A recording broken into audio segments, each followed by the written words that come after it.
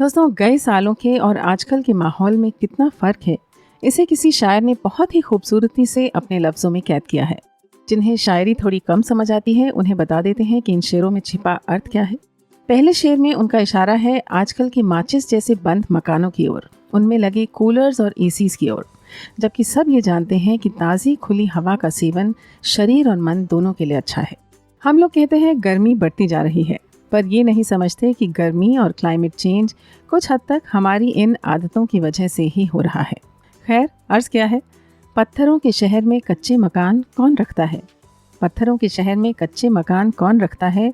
आजकल हवा के लिए रोशनदान कौन रखता है? अगले शेर में दो कटाक्ष हैं। एक तो ये कि आजकल जैसे जैसे दुनिया आगे बढ़ रही है, वैसे वैसे परिवार में प्यार और घरों में शांति की कमी होने लगी है, क्योंकि आकांक्षाएं बढ़ती जा रही हैं और सब्र कम होता जा रहा है। और दूसरी बात ये कि पड़ोसी को पड़ोसी की खबर नहीं है। भाई, अपने घर में चैन और सुकून होगा तो ना कोई पड़ोसियों के दुख दर्द से वाकिफ हो पाएगा।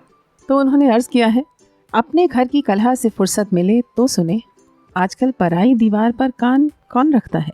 तीसरा शेर है उन परिवारों के लिए जिनके बच्चे घर से दूर देश से बाहर जाकर बस गए हैं। दोस्तों, ये बात पिछले ज़माने के लोगों की समझ से तो परे है। तो शायर ने अर्ज़ किया है, खुद ही पंख लगाकर उड़ा देते हैं चिड़ियों को, खुद ही पंख लगाकर उड़ा देते हैं चिड़ियों को, आजकल परिंदों में अपनी जान कौन रखता है। परिंदों में जान से याद आया, बचपन में मैंने एक कहानी सुनी थी अपनी दादी से, जिसमें राक्षसी की जान एक तोते में होती है। क्या आपने सुनी है वो कहानी? बताइए कमेंट्स में। एनीवेज, अगला शेर है हम सब की ख्वाहिशों और चाहतों के बारे में, जिनका अंत नहीं है, और कैसे हम बिना सोचे लोन पर लोन लेते जाते हैं और खुद के लिए एक फाइनेंशियल पहाड़ खड़ा कर लेते हैं। तो शायर ने कहा है, हर चीज़ मुहैया है मेरे शहर में किश्तों पर, हर चीज़ मुहैया है मेरे शहर में किश्तों पर, आजकल हसरतों पर लगाम कौन रखता है। अगले शेर को तो दोस्तों बस फील करना है।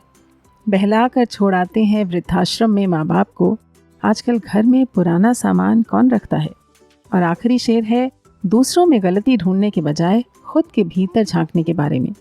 सबको दिखता है दूसरों में एक बेईमान इंसान, सबको दिखता है दूसरों में एक बेईमान इंसान, खुद के भीतर मगर अब ईमान कौन रखता है ना। बहुत खूब दोस्तों, इनमें से कोई भी शेर थोड़ा सा भी चुभे तो बस ये याद रखिए कि जब जागे तभी सवेरा। चले फिर, विचार अच्छा लगा हो तो लाइक और शेयर करके चैनल को सब्सक्राइब प्लीज़ कर लीजिएगा।